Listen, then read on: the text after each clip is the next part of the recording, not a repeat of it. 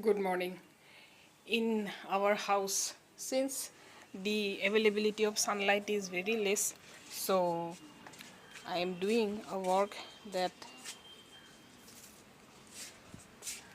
keeping my plants from the shade to the sunlight.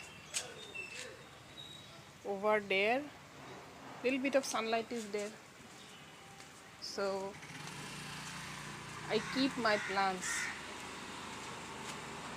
in sun because they need to prepare their food, and together with the sunlight I water them.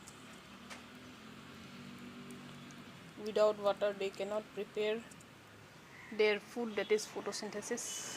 So this is my giving to the nature. Since I am taking a lot from the nature, I believe in giving back some to the nature. And today I am trying to make a discussion on the UGC new rule on, since the UGC guidelines 2026 is in discussion, so I also have some points to speak on that, so I'll make it today. Give me some time.